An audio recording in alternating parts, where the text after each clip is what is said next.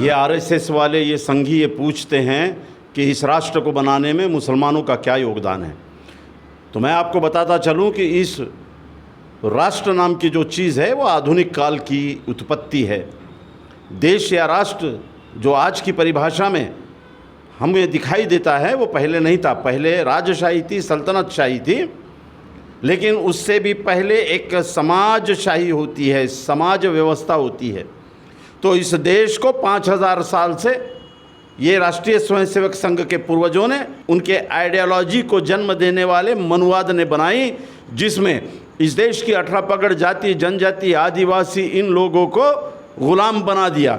मुसलमान तो 7वीं सदी में आता है, इसलिए संघियों से पूछना चाहता हूँ कि हम बात 7वीं सदी की बाद में करेंगे। 7वीं सदी के पहले इन बहुजन समाज के गले में हंडी किसने बांधी, ये संघियों ने जवाब देना चाहिए, ये आरएसएस वालों ने जवाब देना चाहिए कि किसने शिक्षा के अधिकार से इन बहुजन समाज को वंचित किया, किसने धर्म क्षेत्र के प्रवेश से इनको वंचित कर दिया, किसने इन्हें मेहनत करने वाले कुंभी, माली, तेली, आदिवासी, बहुजन समाज के अनुसूचित जाति जनजाति के लोगों को पैरों से पैदा करवा कर उन्हें अछूत और अशुद्र बनाया।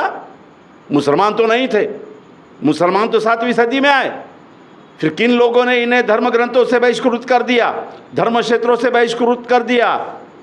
Professor Gibbs the preaching of Islam में लिखते हैं कि 7वीं सदी में मुसलमान आते हैं, लेकिन उससे पहले ब्राह्मणवाद ने जो समाज व्यवस्था बनाई थी, जो राष्ट्र बनाया था, उसमें बहुजन समाज के किसी आदमी को कोई हिस्सेदारी नहीं थी। जानवर से भी बदतर हालत उनकी थी, ये गिब्स कहता है। अगर गिब्स क्रिश्चियन है, ईसाई है, तो हम कह सकते हैं कि उसने किसी मकसद से ये लिखा होगा, लेकिन शुद्ध ब्राह्मण, जिनके जानवा होने के बाद में भी जो प्रामाणिक इंसान है, इतिहासकार है, वे शरण कुमार उपाध्याय भारतीय संस्कृति के स्रोत इस किताब में लिखते हैं कि 7वीं सदी में मुसलमान और इस्लाम आने से पहले इस देश में ब्राह्मणों के मनुवाद ने, ब्राह्मणी धर्म ने पूरे भारतीय समाज को 4 वर्णों में छिन्न भिन्न कर दिया था। और सबसे बुरी हालत शूद्र अधिशूद्रों की थी। ना उन्हें व्यापार का अधिकार था, ना उन्हें संस्कृति धर्म का अधिकार था, ना शिक्षा का अधिकार था, ना व्यापार का अधिकार था, ना वो नगरों में आ सकते थे, ना ही वो शिक्षा को प्राप्त कर सकते थे। जानवर से भी बदतर गुलामी में उन्हें पूरा जीवन गुजारना पड़ता था। ना पानी पीने के लिए मिलता था, ना खाना खाने के लिए मिलता था। ये हालत ब्राह्मणवाद ने इस देश की बना दी। और उसी के आइडियोलॉजी को आगे बढ़ाने वाले संघी पूछ रहे हैं कि मुसलमानों ने इस देश को क्या दिया।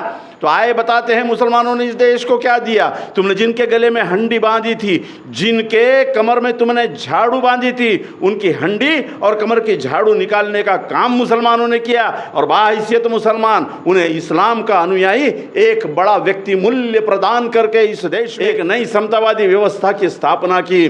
जिन लोगों को तुमने नगरों में प्रवेश करने से मनाही कर दी थी, मुसलमानों ने उनको 7 समुंदर पार व्यापार के लिए ले गया। अरे जिन्हें तुम धर्म क्षेत्र में प्रवेश नहीं करने देते थे, अगर गलती से मंदिर के अंदर प्रवेश कर जाए या मंदिर के पायरी को भी छू ले तो आप उसका सर उड़ा दिया करते थे। ये इतिहास साक्षी है। उन लोगों को मुसलमान बनाकर मुसलमानों ने हज के लिए अरबस्तान लेकर गए। ये है मुसलमानों का काम। जिनके लिए आपने व्यापार की बंदी कर दी थी, उनको व्यापारी बनाकर 7 समुंदर पार अंतरराष्ट्रीय व्यापारी जगत में खड़े करने का काम इस बहुजन समाज के लिए, ये सारे द्वार खोलने का काम मुसलमानों ने किया। शर्म आनी चाहिए ये पूछते हुए कि मुसलमानों ने क्या दिया। अरे तुमने शिक्षा के द्वार बंद कर दिए थे। मदरसे और मकतबों में पढ़ने वाले कितने लोग बहुजन समाज के, आदिवासी समाज के, अनुसूचित जाति जमाती के हैं। यही नहीं, खुद ब्राह्मण समाज के लोग मदरसों में पढ़कर ऊंचे ओहदे पर पहुंचे। शिक्षा का द्वार खोलने का काम मुसलमानों ने किया। महात्मा ज्योतिबा फुले की नज्म है, मोहम्मद हुए जहां मर्द सच्चे, इंसानियत के लिए और ईश्वर के लिए संसार को त्याग दिया। आर्य धर्म भंड इस्लाम ने फोड़ा। कुंभी, माली, तेली, महार, मांग, चमार को गले से लगाकर गनी बंधुओं ने मस्जिद में ले गए, समता का आदान प्रदान किया। इसलिए इस्लाम और मुसलमानों के नाम से ब्राह्मण भट्ट, ब्राह्मण शिमगा करते हैं। ये महात्मा ज्योतिबा फुले कहते हैं। आप कहते हो कि मुसलमानों ने क्या दिया। स्थापत्य कला सबसे उरूज पर मुसलमानों के काल में थी। आप पूछते हो कि मुसलमानों ने क्या दिया। अरे नक्काशी, हस्त उद्योग, आप देख लीजिए मुगल काल में 100 साल के काल में जीडीपी देख लीजिए इस देश का अंतर्राष्ट्रीय क्षेत्र के जीडीपी में सबसे अव्वल नंबर था। आप कहते हो कि मुसलमानों ने क्या दिया? जिन्हें झाड़ू और गले में हंडी आपने बांधी थी, उनके कमर में तलवार और उनके गले में माला डालने का काम मुसलमानों ने किया। पानी के लिए महात्मा ज्योतिबा फुले को अपना हौद खाली करना पड़ा था 19वीं सदी में।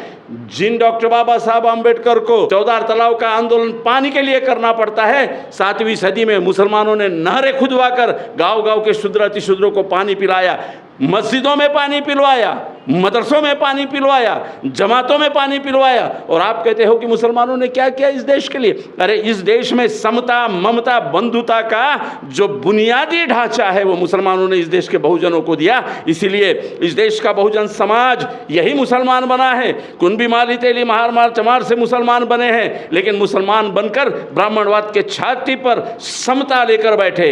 ब्राह्मणवाद के छाती पर उन्होंने जो बोगस ग्रंथ बनाए थे उसे लात मारकर कुरान को थामा है। जो इनके पैरों का तीर्थ पीते थे वो आबे जमजम का पानी पीने के लिए गए। वो जो इनके आगे झुकते थे वो अल्लाह के आगे सजदा करना शुरू किया। वो जो ये आने पर हजारों फुट दूर हो जाते थे, उन लोगों को मुसलमानों ने अपने गले से लगाया। यहाँ पे मौलाना कोई भी बन सकता है, नमाज पढ़ने के लिए किसी के लिए कोई रिजर्वेशन नहीं होता। गर्भगृह में यहाँ राष्ट्रपति को जाने नहीं दिया जाता।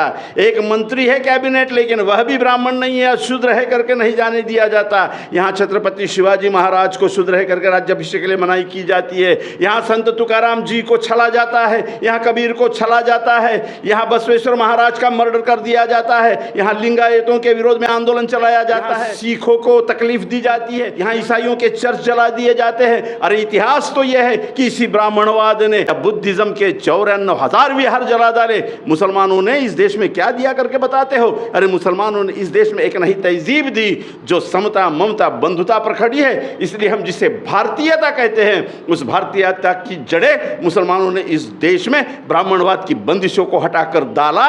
यह है मुसलमानों का राष्ट्र बनाने का काम। और मुसलमान हलाल की खाता है, मेहनत की खाता है। और ये मेहनत बहुजन समाज की विशेषत्व है। वो किसान है, कारागिर है, पसीना बहाकर रोजी रोटी कमाता है, वो केवल घंटी बजाकर मलाई नहीं खाता। इसलिए मेहनत को मूल्य देने का काम, परिश्रम को बहुमूल्य बनाने का काम मुसलमानों ने किया है।